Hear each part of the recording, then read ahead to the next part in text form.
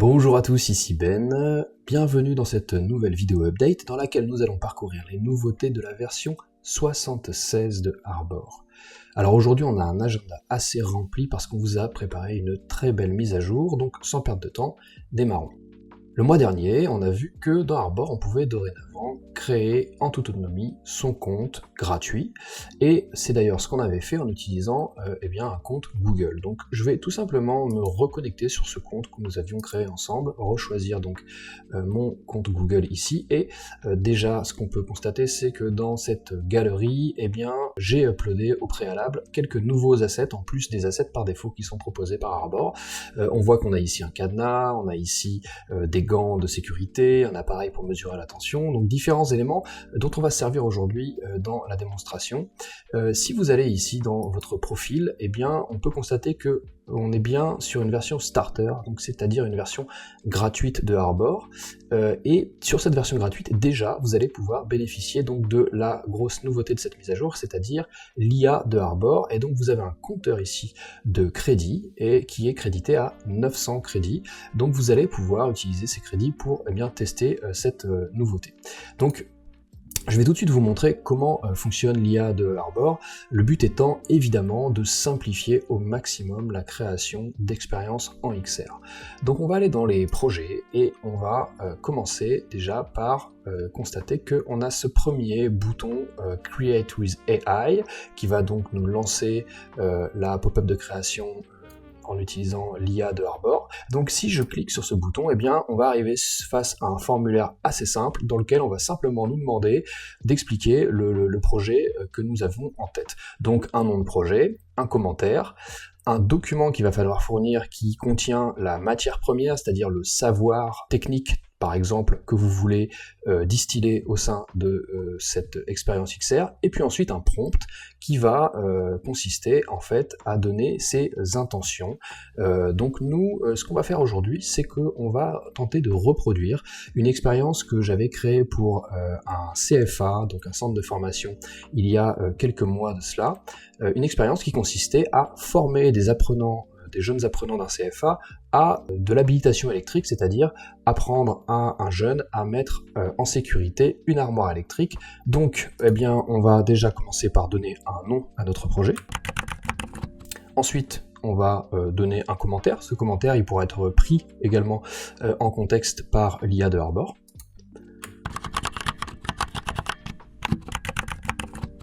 Ensuite, on va donner à notre IA du contenu, du contenu technique sous forme de documents. Ces documents, ça peut être du fichier Word, ça peut être du fichier PDF, ça peut être en fait toutes sortes de fichiers texte.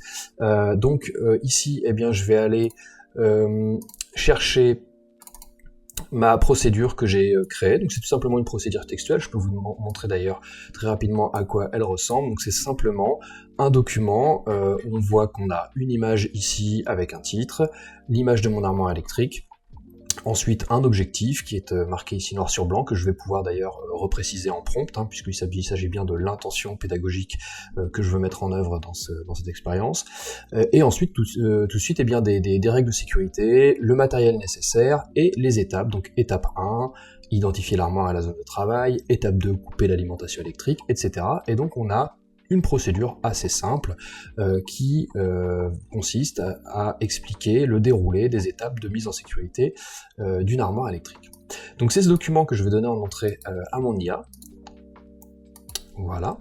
Et ensuite, je vais aller prompter mes intentions pédagogiques. Donc là, je vais copier mon prompt que j'avais préparé en amont. Donc crée-moi la procédure étape par étape pour permettre à un jeune apprenant de répéter chaque séquence de la mise en sécurité d'une armoire électrique. L'expérience doit pouvoir se faire en 100% virtuel, sans aucun équipement physique. S'il te manque des éléments 2D ou 3D, génère-les pour moi. Donc cette petite précision que je fais à la fin, elle est importante parce qu'en fait, l'IA d'Arbor va être capable de vous générer des modèles 3D si jamais vous n'en avez pas. Alors là, on a vu tout à l'heure que nous, on a déjà dans notre galerie des éléments 3D qu'on est venu déposer, je vous montrer tout à l'heure par exemple des EPI, des équipements de protection, typiquement des visières, des gants, éléments, etc. Donc ces éléments-là, il va être capable d'aller les chercher dans la galerie. Par contre, s'il me manque des éléments, typiquement on a vu que dans ma galerie il n'y avait pas d'armoire électrique, alors je précise à l'IA qu'elle a le droit de les générer, que ça peut être quelque chose d'intéressant pour moi. Je vais juste lui ajouter une petite instruction supplémentaire, c'est que j'aimerais bien qu'elle me génère un quiz à la fin pour vérifier que les compétences sont acquises.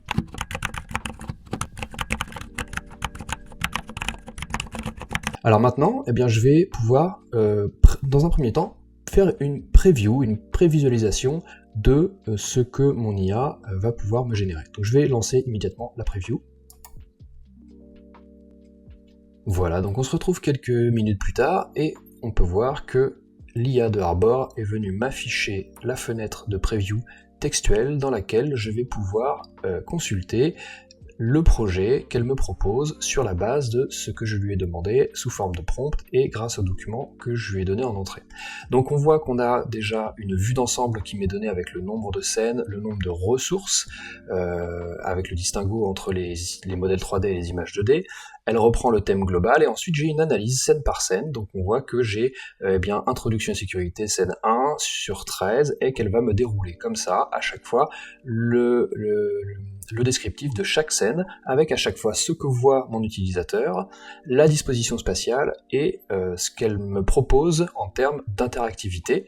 Donc on a une IA qui est capable à la fois de tirer parti des informations techniques qu'on lui a données en entrée grâce au document, de nos intentions pédagogiques grâce au prompt, des fonctionnalités de Arbor puisqu'elle est capable d'utiliser les scènes, elle est capable d'utiliser également les triggers pour amener de l'interactivité, et elle est également capable d'aller nous chercher les bons assets dans la galerie pour créer l'expérience. Donc ce qui est intéressant aussi à la fin, c'est qu'on constate qu'elle m'a bien... Et puis également, à la fin, on a un récapitulatif de toutes les ressources, et donc là, ce qui est intéressant, c'est qu'on voit que, typiquement, pour ce qui est des gants, de la visière, eh bien, elle a été capable, donc, de aller me chercher l'asset dans la galerie, donc l'asset qu'on a vu tout à l'heure dans la galerie de mon environnement Arbor.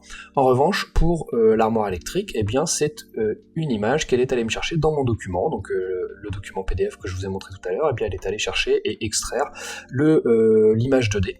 Donc ça c'est assez intéressant aussi. Ici on a une génération d'images 2D, on n'a pas forcément de génération d'assets 3D, j'ai l'impression. Alors ça, si je ne suis pas d'accord avec ce qu'elle me propose, évidemment que je peux aller ajouter des instructions et donc lui demander ici, eh bien par exemple peut-être de me générer en 3D l'armoire électrique.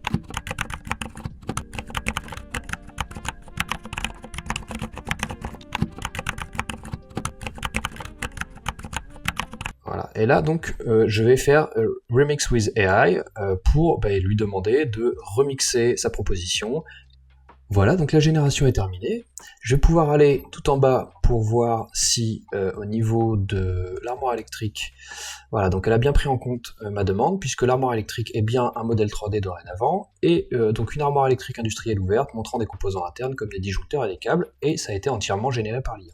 Alors pour ceux qui y auraient été attentifs tout à l'heure, on voit que le coût en crédit a légèrement augmenté, puisque évidemment j'ai demandé une génération de modèle 3D par l'IA, ce qui n'était pas le cas tout à l'heure puisqu'elle était simplement saisie d'une image disponible déjà dans mon document, donc la génération était un peu moins chère, mais toutefois cette proposition là me convient mieux, donc cette fois pour moi c'est ok, donc je vais lancer la génération et on se retrouve dans quelques minutes avec le projet qu'on va pouvoir visualiser. Voilà, donc la génération est terminée et on voit qu'on arrive bien sur notre page projet habilitation électrique, sur laquelle on va trouver une première sauvegarde qui est donc la sauvegarde SceneBuilder que l'IA de Arbor nous a générée, et on va donc pouvoir aller à l'intérieur pour visualiser ce que l'IA nous a préparé. Donc on voit qu'on a une première scène ici où on nous explique les principes de base de sécurité et où on nous invite à porter les EPI avec donc les modèles 3D qui étaient disponibles dans la galerie et que l'IA a été placée à bon escient dans cette scène. Ensuite, eh bien, on va avoir une deuxième scène avec le modèle 3D de l'armoire électrique qui a été entièrement généré par l'IA de Arbor l'IA qui nous avait proposé à la base d'utiliser l'image qui était dans le document PDF, et nous lui avions précisé que nous préférions donc un modèle 3D, donc voici ce qu'elle nous a généré, c'est quand même assez convaincant. Et on va arriver donc sur cette troisième scène ici, où on a normalement, si je ne dis pas de bêtises, et oui, on a une animation qui a été générée également, qui consiste à donc couper le disjoncteur. Donc ici, je peux aller dans la preview, et je vais pouvoir tester ce trigger qui a été entièrement préparé par l'IA. Voilà, donc ça c'est quand même très intéressant. On a également la possibilité, normalement voilà, l'IA nous a préparé toutes les navigations d'une scène à l'autre grâce au panneau de Harbor, donc ça c'est quand même vraiment intéressant. Ce qu'on peut voir en revanche, c'est qu'on est limité ici à 3 scènes. Alors pourquoi on est limité à 3 scènes ? Eh bien tout simplement parce que nous sommes en version gratuite. Donc si j'essaye d'accéder à ma scène numéro 4, eh bien on va ici me dire que il faut que j'upgrade pour pouvoir débloquer la fonctionnalité me permettant d'accéder à des projets de plus de 3 scènes. Alors pour mettre à jour ma licence starter gratuite, c'est très simple, je vais aller ici dans l'onglet Store, et dans ce Store on va me proposer différents types de licences et également différents packages de crédit IA. Alors si je vais voir dans le détail de ma licence éducation ici, à 79 € par mois, je vois que dans cette licence est packagé déjà un certain nombre d'assets 3D qui vont m'être utiles pour démarrer rapidement la création de mes formations, des crédits IA et également des outils. Alors on peut voir également que cette licence me donne accès à un nombre illimité de projets avec un nombre illimité de scènes à l'intérieur de chaque projet. Je peux également avoir un nombre d'utilisateurs illimités qui vont pouvoir se connecter en simultané sur plateforme et créer des projets. Et je vais avoir accès donc à ces assets. Donc ces assets sont des assets de type forme de base, flèche, des mains pour montrer des mouvements, des gestuels, des outils également. Donc j'ai à peu près ce qu'il me faut pour commencer à créer des procédures ou des formations du type de celles qu'on vient de créer ensemble. Et donc évidemment l'IA va pouvoir aller piocher au sein de cette bibliothèque. Tous ces objets-là vont venir rejoindre directement votre galerie d'assets. Je vais avoir également donc mes crédits IA au nombre de 225 par mois, ce qui représente à peu près un projet généré avec l'IA. Et puis je vais avoir des outils qui vont être disponibles donc sur Harbor Player ou Harbor Reader et qui vont être des outils vraiment dédiés à la formation, soit pour des usages plutôt apprenants, soit pour des usages plutôt pour le professeur. Alors si évidemment le nombre de crédits IA est insuffisant pour mon besoin, eh bien j'ai la possibilité d'aller acheter ici des crédits IA supplémentaires. Donc on vous a fait des packages de 2500 crédits, ce qui représente une dizaine de projets générés, ici 15 000 crédits ou encore 100 000 crédits.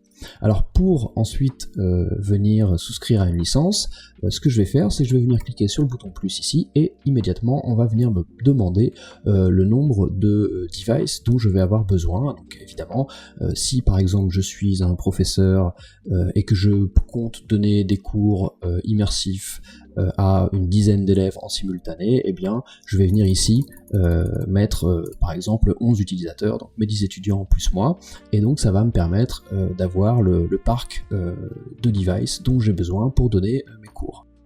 Une fois que j'ai rempli mon panier et que j'ai paramétré ma licence comme je le souhaitais, je vais tout simplement aller procéder au paiement avec un paiement par carte tout à fait classique et la possibilité évidemment d'avoir une facturation annuelle ou mensuelle. Voilà, c'est tout pour aujourd'hui. Merci d'avoir regardé cette vidéo jusqu'au bout. J'espère que ces nouveautés vous ont plu. Si c'est le cas, n'oubliez pas de liker la vidéo et de vous abonner pour ne rien manquer des nouveautés de Harbor. Je vous dis à très bientôt pour une nouvelle vidéo.